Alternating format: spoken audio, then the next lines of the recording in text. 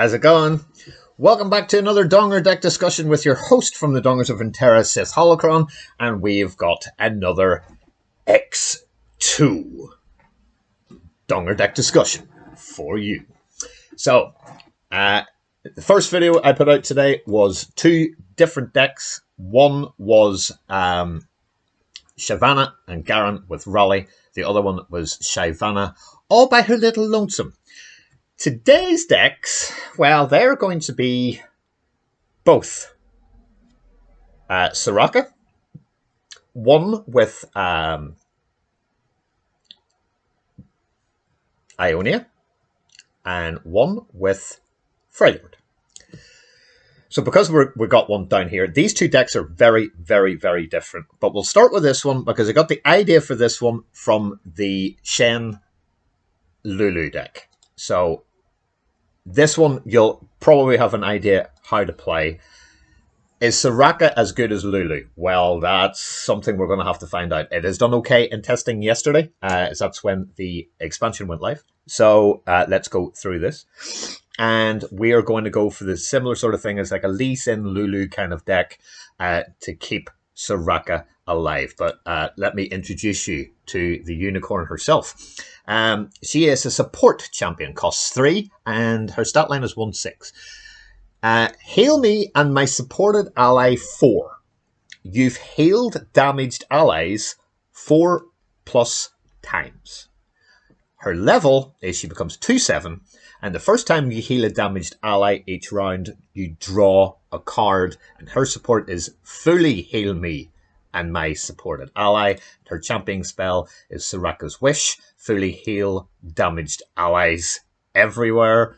Shuffle a Soraka back into your deck. So that's quite good, but slow, I'm not a big fan of slow spells unless they are something amazingly brilliant.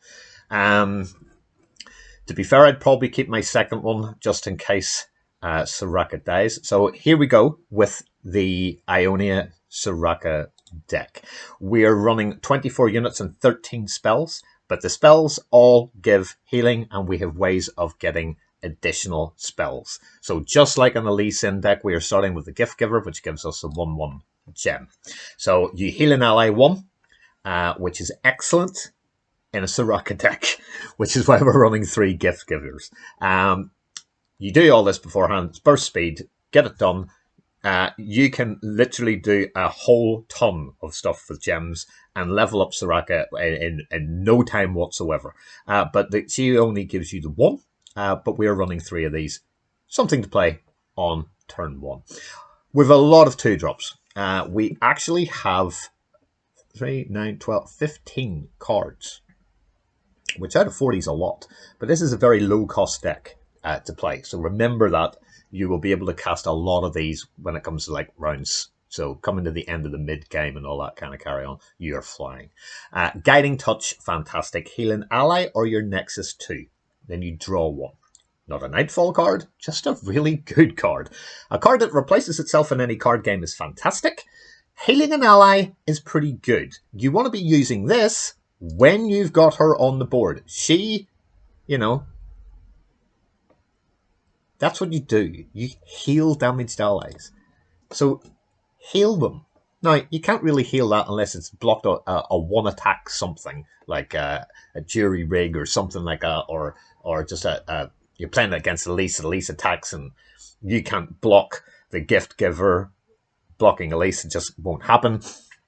So what we're looking at is minimizing the pressure, and then if you've got a Guiding Touch, you can put that down. But ideally, what we're looking at in our ideal hand is Gift Giver, Mountain Goat, Star Spring, and Soraka. And that's what we're looking for in the first couple of goes. Okay? So we've got Gift Giver, that gives you a gem. This will heal an ally or your Nexus 2, and then replace itself. And then we go Mountain Goat. So every time it strikes, and there's a 3/2, the Mountain Goat will again give you that +1 power burst speed gem to heal, because it heals. It heals an ally 1. We're all in on healing. But this is a bonus heal. This is a bonus heal. Peel Cascade, you want to be dropping second, as it is a Nightfall trigger, because then it will also replace itself, and you're giving an ally +2 power and +1 health. That's really good if something has hurt itself. So again, really quite decent. But we have enough here between the Gift Giver and the Peel and the Mountain Goat to start doing stuff. Now, landmarks. Are landmarks any good? If you go to Reddit or any of the good discords like the Dongers of Runeterra, the Hyperloops, the Twin Suns, or any of the big streamers like Swim, Grappler, Fresh Lobster, all of these kind of people, Nick McLikes Plays, they're all kind of going, they're a bit meh, aren't they? Aren't they a bit crap? Well, the only one that I think is kind of good is this one. And remember, we're healing. So because we're healing, at the round end, you heal damaged allies 1. And then if you've healed 22 damage from allies, you win the game. So that's a bit like Fiora killing 4 things and the game's over. You haven't done any damage to them. You've just managed to barrier her up or increase her power or increase her health or do something. And, you know, you don't care about anything else. You just keep Fiora alive, which is why Fiora Shen is such a damn good deck in the meta still, and probably still will be, even playing against these. You will be healing a lot through all of these. And if you've got a full board and a Star Spring out, that's why we're running 3 of. Because there are cards that destroy landmarks. So, yeah, there we go. There's the card. This is an Ionia. And, yeah, we're running this too. Draw a landmark or destroy a landmark. Choices. All good in card games. All really good in card games. It is a win condition of this deck. Not the main one, but not a bad one either. We're running 3 of these, and we'll get to that in a wee second, along with 3 Star Springs. Okay? So these 2 just combo really, really well together. If you haven't got this, drop the 3 mana, get your landmark down. They can't attack, they can't block, they can't take damage, they can't do anything, but this will destroy a landmark. And say you've got yours up to 18, and all you need to do is then heal 4 more and you win, and they Divergent Paths it, get another one down, start again. This is quite a slow deck, by the way. So obviously that's our Pale Cascade with Nightfall. That is our Star Spring. Young Witch is brilliant, and she's another support deck. So it is, I'm actually going to make this the support version. Because Young Witch gives a supported ally quick attack and +1 this round. So very good to hit things, supporting other people, all that sort of stuff. And it's a decent little unit. It's also elusive. It'll sneak in. It'll do a little bit of chip damage. Doesn't do an awful lot, but it still does a bit. This one I took from the Lulu Shen deck. We've talked about Divergent Paths. And Mentor of the Stones, you know, it grants a supported ally. Again, all the supports are in here. Grants a supported ally 2/2. So you can actually make that a 3/3. Then it can block like a 1/2 if they're all out of mana. Block it, and then, you know, then Soraka comes down. And then you support that support. She supports something else to give it +1. You know, starting to get good, you know. And it's quick attack she gives. So this is going to be a whole load of like, bim, bim, bim, bim, support, support, support, heal, heal, heal. That's what we're doing. But Mentor of the Stones also gives you, when it dies, yes, you get 3 more gems. We are healing an absolute ton in this deck. A ton. What you got to remember when you're playing this deck is you need to keep units alive that you can heal. So sometimes you're going to be taking 9, 10, 11 to the face just so you can heal everything up. But this helps so much. It helps so much. You get 2 of these down, and now you're rocking with the 4 units that you've got as well. And remember, this only costs 2. which is really, really damn good. And then Soraka, who will level almost instantly. She is just phenomenal. She is literally phenomenal. But we are in Ionia, and there, people will try and cast divergent paths, and they will, because they will want to get rid of your landmark if they can. If you're not playing against a Targon thing, play Star Spring with impunity, because no one cares. Because, again, I need you guys to realize that, this is just great. Right? This is just great. This is great. You can't get rid of it. It doesn't take damage. It can't attack. The only thing that kills it is divergent paths. That's it. This is like the bedrock of your game. But if they want to throw this out, always try and keep the 4 deny against any Targon deck. And believe me, you're going to be playing a lot of Targon decks over the next couple of days as everybody gets to see what it is. I adore this creature. Oh, I love him. I mean, look at that. That's just cool. That is just a great bit of art. When he's supported, look at all the supports. Give me 3 health this round. That's fantastic. And then you give your supported ally +3 this round.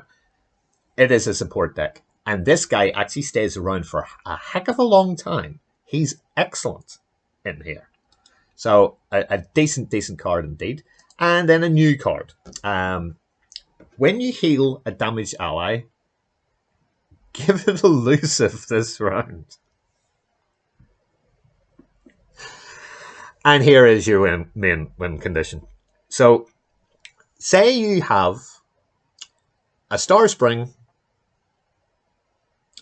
and this on the board. End of round, Star Spring heals everything 1. Right? Except that's the end of the round. So the elusive doesn't really work. But, oh my god, deny your biggest unit that you know you're going to be throwing out getting a support from, say, the Fuzzy Caretaker to give it +3 and make that unit elusive. All your gems are now doing twice the work, because now you're going to hit something massive to go right over the top of them and to smash for like 6 or 7, which early doors, because you can put this down on 4. If you're attacking on odds, yeah, you're doing real good, because you play this on 4, you heal something on 5 that's big, and then you smack in for like 5 or 6, especially if you've still got a Mentor of the Stones, which is a +2. You've healed the thing that you're doing as well, and then it's a loose. Good night. Good night. That's fantastic. Or Fuzzy Caretaker into something better, like Soraka herself. Or even the Stargazer. So that is an interesting card, I think, from the new expansion. We are also running Grant an Ally in Hand 3/3. Now, this is a 5-cost 4/4. This is a Jewel Protector, and this is just ridiculous. I mean, this is actually ridiculous. To be able to make Soraka a 4/9 because it's Grant is ridiculous. The Fuzzy Caretaker is a 6/6. The Stargazer is a 6/7. And now you're seeing why the Stargazer is in the deck. Because the Jewel Protector is something you absolutely 100% want to mulligan for. This is your mulligan card. A couple of things at the start, like the Goat and the Gift Giver. That's pretty good. A Soraka is perfect, because then you're starting to level her up, and a Jewel Protector, and you will draw into the spells. But being able to put that down onto something like a Caretaker or the Stargazer is fantastic. It's even good to play it on itself, and now this becomes a 7/7. So when you're healing this up, and then you fire something out to boost it across, you're doing all right. Remember, you've got Pale Cascade. Now it's a 9/8 and elusive if you've healed it. Hello. Like that's phenomenal. That's almost half the Nexus in 1 turn. And then we can also keep our Nexus or our health up by star shaping, for which we are running 2. So that is the Soraka support deck. That's deck number 1. Deck number 2 couldn't be more different if it was trying to be. And I've just called this one just Soraka. But it plays much, much differently. Much differently, because this one really needs Soraka. And I think this one's maybe not quite as good, but it's still very, very good. And this time we are in Freljord. So we're running 14 spells. You can tell we're running, about a third of the deck on all 4 decks that I've shown the X2 of in all the decks. That seems to be a really good way to have enough board presence and yet be able to react and be proactive, not reactive, because you want to put them under pressure, not fall back under theirs. So bearing in mind, healing is a really good thing. Let's go through this deck. Here's another brand new card. This is Star Shepherd. When you heal a damaged ally, grant me 2 power. So she starts with 0, which is a bit rubbish, really. So you would put this down on 1, heal an ally. Various ways of being able to do this. And she becomes 2/3, which for 1 mana is pretty decent. This, however, is even better. This is the Unscarred Reaver. That's an old card, but she's cool. At 3 health at 1, doesn't matter what you're doing. You can put down the Cutthroat, you can put down anything, you can put down spiders, you can do whatever you like. She's going to survive it. And then she becomes a 3 whatever is left, depending on the unit that has attacked. And she's really good. Like, she is excellent, especially if you can bump this up. But, Now, I'm telling you right now that this deck cannot survive without Soraka, which is why we put Entreat in. First spell, you just draw a champion. We've only got Soraka, so you're drawing a Soraka. That's fantastic, because you can say, drop down one of these on turn 1, drop this on turn 2, you get a Soraka for turn 4, and then you can get other things in there as well. So obviously we're going to pull from the other deck as well as I knock my microphone flying. This gives you the gem. So, heal an ally 1. That's decent. And then +1, really good onto this. Really good onto this. So pretty decent, because now that's at least a 1. But she'll probably level and go up to everything else, and she'll probably become a 3-2 or a 3-1. This will obviously become a 3-something. Both of those brilliant defensive things. People kind of pass a lot when these two come down. So that's that for a start. The goat obviously will give you gems, so that's healing, because it says heal. And then we're running 3 Star Springs, because I think this is probably the best landmark in the game at the minute. We will obviously get more. Some of the other ones I don't think do enough. Are they any good? They're okay. They're okay, but this is excellent. So, I mean, it is a win condition all by itself. And then we're going to Divergent Paths, but in this deck we're only running 2 of, because I can't fit in 3. The other deck I could fit in 3. This one I can't, because I put 2 of these young cyberpunk ladies in. So the Ember Maiden is back as a 2 of. There's quite a lot of 2 ofs in this deck. 2 Guiding Touches, for instance. So heal an ally or your Nexus 2, it replaces itself. Ember Maiden, deal 1 to absolutely everything. Everything. Just if it's on the board, if it's in the game, it deals damage. She's a 3-2, so you pay her down, you'll get 2 rounds of smacking everything to pieces, which will allow Soraka and the Star Spring to start getting really damn good. But you don't want too many of them, and I was playing Freljord decks before and used 3, and 3's way too much. You're killing your own units, and it's not nice. 2's a nice round even number that doesn't clog up your hand either. And then I think this is great. I love Scarthane Stefan. Giant man on wolf horse thing with an extra from Game of Thrones. So they are beyond the wall. And At 4 health, he'll probably survive at turn 3 if you put this out. I'd rather probably go for Scarthain over Ember Maiden. To be fair, I'd rather go over Soraka over the two of them. But if you don't have either one of these, Stefan's probably the one to get. If he gets hit by a 2-1, anything, even a 3-1, then he becomes a 5-1 attack back again, which is kind of nice if you heal an ally 2, so then he's a 5-3 and starts wrecking face as soon as we go back out again. So that's why 2 and a 2. 3 Stefans, obviously, 3 Sorakas, so heal damage allies 4 times, becomes a 2-7. Everybody, you get to draw a card, fully heal her back to her 2-7 and the supported ally, which is really good with Stefan, which is really good with the Ember Maiden, which is really good with a whole ton of stuff.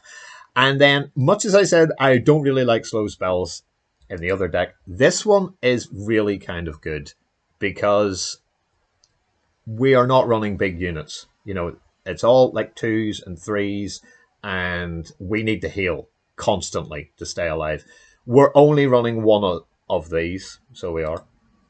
And there's chances that will actually get through. Might not. You still might lose a unit. So to back up this slow spell, I backed it up with 3 avalanches, which again is also slow, but deals 2 to everything, which is real good because that doesn't actually kill my, this can't take any damage at all. It just doesn't. So you can avalanche with impunity and all that sort of stuff. Bastion now costing 4, as you've seen in other decks instead of 3. That is part of the upgrade. We're running the Stargazer again to give it elusive. And then we've got a couple of really good cards. And these are probably the ones that are going to help you out. So remember I said if there's ways of like making Stefan bigger or the Unscarred Reaver or the Star Shepherd and make them even bigger again. So the Blessing of Targon grants an ally 3/3. Now, whatever one that you put this on is then going to be your opponent's main that has to die. So my suggestion is don't put it on something monstrous, but put it on something good, like the Stargazer or, like the Stefan, because now he is now a, if you've put that down on 3, you don't have anything you can play really in 4 apart from maybe like a guiding touch to heal an ally or whatever. You can then put this onto Stefan and all of a sudden he's just ridiculous. Like he's absolutely ridiculous. So really decent. Really, really decent. And obviously the Ember Maiden is in there so that if you've got your Star Spring out, everything heals and you're bumping up towards the 22 to win the game. And then we've got this one. So can you see what we're doing? We're hurting our units all the time. Again, this is much more like a Shadow Wilds type of feel to it, to then heal with Soraka or heal with the Star Spring. So this does 1 to all battling units, and we're running 3 of these because he's a 5/8, and that's enormous. So if you put that onto him, all of a sudden you've got an 8/11. Which is just ridiculous, but not quite as ridiculous as the biggest card in our deck, which is the Scar Mother. And I love the Scar Mother. Exactly the same stats as, she's a 5/8, she's a 3/8. But when it survives damage, and trust me, she does, these two need taken off. These two need taken off really, really quite quickly. Because she gains +3 power and she already has Overwhelm. I've had this lady at 15-4 and literally wins the game. There are thoughts in my head that this should maybe be a 3 and only 2 Tarkas, but we're going to run it like this to see how we get on. And as you can tell, your mulligan in this, a Star Shepherd or the Reaver, an Entreat, a Star Spring, and something like an Avalanche or a Stefan, and you are absolutely flying and doing really, really good.